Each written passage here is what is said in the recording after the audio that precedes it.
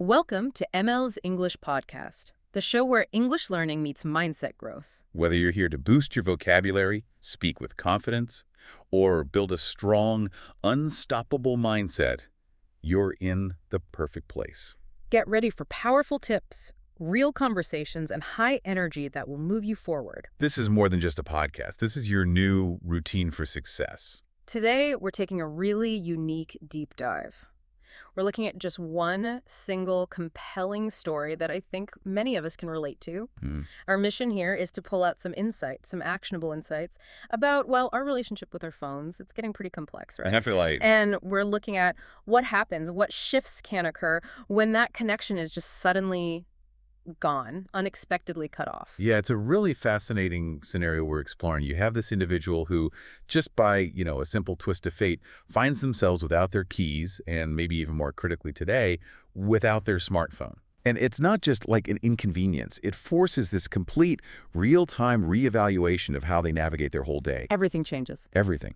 And what we'll see is how this journey leads to some surprising discoveries, a really profound shift in perspective, and actually some unexpected chances for learning and, well, personal growth. Okay. So we're going to unpack this transformation step by step, see how something that seems negative can actually be reframed, a learning experience. Okay, so let's get into it. Our story centers on Tom. And one moment, he just steps out of his apartment, maybe just for a second, and bam, he's facing this very modern problem, locked out. And the phone, inside, totally out of reach. Oh, the worst feeling. Exactly. His immediate reaction, well, it's what you'd expect, distress. He just calls it a big problem, can't get in, can't call for help. And that immediate panic, that feeling, it's incredibly telling, isn't it? Yeah. It really highlights what some psychologists call cognitive offloading.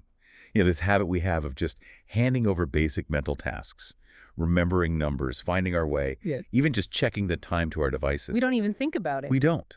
So when that crutch is suddenly kicked away, the feeling of helplessness is just, it's profound.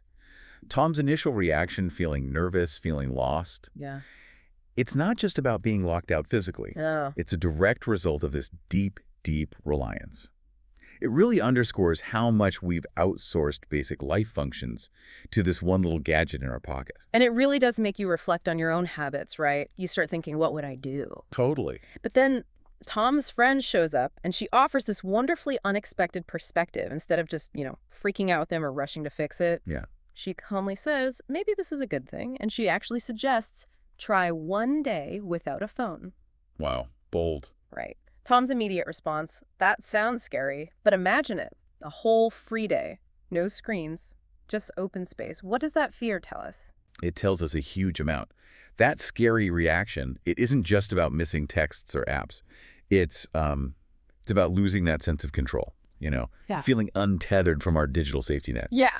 But his friend, she's subtly doing something really smart here. She's reframing the situation. Oh, so? She's shifting the story from disaster to opportunity. And this ability, this knack for seeing an unexpected challenge, not as just a problem, but as a chance for discovery. Yeah. That's really fundamental to building what we talk about as an unstoppable mindset. It's all about being adaptable, being resilient when things go sideways. Okay, so challenge accepted, maybe reluctantly at first. Maybe. The first immediate huddle for Tom, transportation, obvious, right? No phone means no Uber, no checking the train times online. Right, completely offline. So his friend points him towards, well, the old-fashioned way, the bus. Tom admits he normally just checks the times on his phone, so he feels pretty nervous without that instant info. He even asks, no phone means no clock, right? Which says a lot. It absolutely does. And this is where I think the real insights start popping up. His friend doesn't just say, take the bus. She guides him to another way. Literally just looking at the bus stop sign. Seems so basic. It seems basic, but think about it. It highlights this crucial skill we've sort of forgotten. Just observing our surroundings, relying on actual environmental cues instead of digital ones.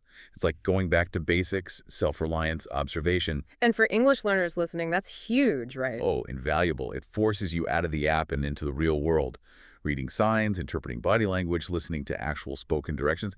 That's authentic practice you just can't simulate perfectly. So he gets on the bus, and he immediately notices something really striking. He says, everyone is on the phone. Everyone. But he isn't. Feels like the odd one out. Yeah, and it makes him feel a little nervous, like he's out of step. So how does his friend suggest he handle that feeling? What did she say? She just tells him simply, look outside, look at the trees, the buildings. Directing his attention. Exactly. And Tom's response after he actually does it, he's like, oh, nice view, adding, better than a small screen. Huh. And that's a pivotal moment, isn't it? Seems like it. If you connect that to the bigger picture, it's such a powerful reminder of how much we miss when our attention is constantly glued to that little screen. Without that digital pull. Yeah. He's invited to actually see the world with his own eyes, to absorb the visual richness around him. And then his friend says something even more profound. Talk to me, not the phone. Direct engagement. Exactly. It's not just friendly chat. It's an invitation to shift from that often superficial digital stuff to real meaningful connection. And that actively boosts real-life communication skills vital for fluency, moving beyond just rules to actual conversation. And Tom feels lost but also free. What a great description. It really captures the paradox, doesn't it? Disconnection leading somehow to liberation. So, from the bus, where do they head next? The library. Okay, a change of pace. Big change. Tom's immediately struck by the scale, the quiet. He says it's big and very quiet, sees so many books on the shelves, feels a bit overwhelmed, actually. Unsure where to start. It's just a completely different world from the noisy, notification-filled digital space. And that environment, the library, it offers such a stark contrast to our always-on lives, right? It makes you ask, what does that quiet, that lack of distraction actually give us that we're missing? Focus. Exactly. People go there specifically to focus, to pay attention and learn. The whole place is designed for deep work, for concentration, for absorbing information in a way that's almost impossible with constant pings and updates. Right. This is the perfect setting for getting into what psychologists call a flow state, where you're just completely immersed. And that depth of engagement, crucial for really deep learning, like picking up the nuances of English, not just skimming, paying attention without constant interruption. And Tom definitely experiences that. He doesn't just grab a novel. He finds a cookbook, describes a recipe simply as a plan for food. I like that. But what really gets him is finding full information, not just small pieces. You know, unlike quick web searches that give you snippets. The depth versus the breadth issue. Exactly. And his big takeaway from this focus time, he actually says, I feel calm, very calm. That feeling of calm is so significant. It really speaks to the psychological benefits of sustained attention. When we're constantly flipping between apps and emails, our brains get this attention residue. We're still thinking about the last thing. Makes sense. But in the library, without those demands, Tom can truly immerse himself. He gets that full and clear information absorption he mentioned. It's not just reading, it's experiencing the benefit of a quiet mind. Builds mental focus. Which helps with language learning too, I imagine. Better comprehension, remembering vocabulary. Absolutely. It helps you engage with complex stuff without feeling totally overwhelmed. Builds that mental muscle. So after all that focused reading, his friend suggests they rest our eyes. Good idea. They head to the beach. Nice. Sensory contrast again. Totally. Tom is just captivated by the sea. How big and wide and open it is. He notes the waves never stop. And he even admits, it feels new to me. I usually just see pictures on my phone. Wow. That says a lot. Doesn't it? Yeah. The sea is described as alive, always moving. And that direct connection with nature, seeing it with your eyes, not a screen, it's a totally different sensory input compared to a flat image. The sound, the smell, the feel. Exactly. The feel of the soft and warm sand, the sound of the waves, that huge horizon. It's multisensory. It's immersive in a way a screen just can't be. It reinforces that idea of experiencing life, not just scrolling past it. And for learners, describing nature like that great vocabulary practice. Rich, contextual vocabulary. Enhances descriptive skills, definitely. So while they're sitting there, they see other people doing the usual thing. Phones out, taking pictures. Yep, taking many photos. Yeah. But Tom's friend offers this really profound alternative. She says, we remember with our hearts. Ooh, that's powerful. Isn't it? It really is. Yeah. And it raises such a vital question for us today. In this age where we document everything, what's the real lasting value of the memory itself versus just the picture? The idea that a memory is better than a picture. It really challenges our default digital habits. It encourages us to actually internalize experiences, absorb them emotionally, not just passively record them. Focus on feeling it, not just capturing it. Precisely. And that shift leads to a much richer inner life. Uh-huh. So by the end of this beach moment, how's Tom feeling? He says he feels very relaxed, peaceful, and truly free.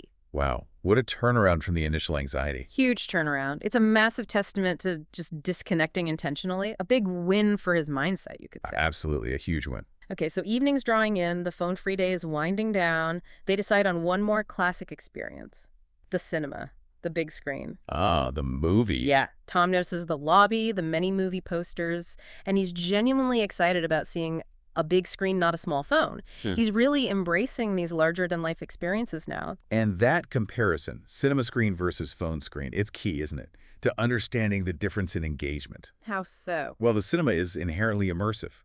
It's dark, right? So fewer distractions. The screen is huge. It fills your vision. And the sound is so loud and strong, it makes you feel like you're inside the story. Yeah, you can really feel it sometimes. Exactly. It's a special and amazing experience that, let's be honest, a small phone screen just cannot replicate. It really highlights the contrast between just passively consuming something small and being actively totally engaged in something grand and shared. And for language learners, that immersion, hearing native speakers, the rhythm, the slang. Incredibly powerful. You pick up so much in that rich, captivating context. And Tom himself admits it. He says he enjoys the cinema more than watching on my phone. It just shows how much more engaging, more impactful a dedicated, big experience can be when you're fully present. But, I mean, isn't there something to be said for the convenience of the phone? Watching anything, anytime. How do you balance that convenience with the deeper immersion? That's a really good point. And it's not necessarily either. It's more about being intentional, finding a balance. Okay. The phone's convenience is undeniable, sure. But Tom's day highlights the qualitative difference. It's about sometimes choosing the quality of the experience over just sheer convenience. Right. We might flick through 100 videos on our phone, but how many truly stick with us? Change how we feel. The cinema, though, it demands and rewards our full attention, leads to a richer, more memorable experience, teaches us the value of being in the moment. Not constantly distracted. Exactly. So as they walk home after the movie, the city looks different to Tom. He notices it looks different at night, describing it as soft and warm, full of lights. Ah, see things fresh. Yeah, and he has this really profound realization. He says it so simply, he can see more when your hands are free. Wow. That's it, isn't it? Just literally seeing the world around him with new eyes, because he's not holding a device. And that's where you really see the transformation crystallize. His big insight, the takeaway for all of us really, is that life can be full without a phone. Think about it. He started the day nervous, helpless. By the end, he's calm, proud, feeling genuinely free. This whole day was like a crash course in finding another way to experience things, to be present, observe, find joy in direct, unfiltered engagement. Not through a screen. Not through screen. And realizing you can navigate that you're capable without your usual digital tools, that's an incredible confidence boost. It's the core of that unstoppable mindset, adapting, thriving, finding resilience when things don't go to plan. And beyond just the feeling, the experience, the day also served a really practical purpose, especially for anyone listening who's learning English. Right. Tom actively practiced English in real situations. On the bus, reading signs, in the library, talking, listening at the beach, the cinema. He was repeating new words, navigating real life. Real immersion. Exactly. This less phone, more learning approach really worked for him, showed the power of just getting out there. Yeah, the ultimate takeaway really is that confidence. It comes from that big shift in perspective. Yeah. Less phone dependence led to more learning, more real engagement, and this new feeling of being free and happy. That's a great story. It really is. It powerfully shows how stepping back from constant connectivity can genuinely open doors. Doors to unexpected learning, deeper connection with the world, and just a profound shift in how you see things. It perfectly illustrates how that resilient mindset lets you turn challenges into chances for growth in language and just in life. Tom's day without a phone, it really holds up a mirror, doesn't it? Shows us how much rich experience, how much quiet growth we might be missing when we're just constantly glued to our screens. From navigating the bus by actually looking up to finding that deep calm in a library, really appreciating nature with all your senses, experiencing entertainment on a truly grand scale. It was a day of rediscovery, a lesson in self-reliance, and yeah, a real testament to real-world English immersion too. So the question for you, our listener, becomes, what does this all mean for you? Maybe consider this. What simple everyday experiences might you be overlooking or just passively scrolling past because you're always connected? Hmm? How might just a deliberate moment of disconnection, maybe just an hour or a morning or even an afternoon offline, how might that reveal new perspectives, unlock capabilities you didn't know you had, Hmm. or lead you to unexpected pockets of peace and learning in your own life? Yeah. It's really about consciously creating that space for growth, for seeing the world maybe just a little bit differently. That's a wrap for today's episode on MLS English Podcast. If you enjoyed it, make sure to subscribe, leave us a review, and maybe share this episode with someone else who's serious about growing both in English and in life. Keep practicing, keep pushing, and we'll see you in the next one. Let's grow together.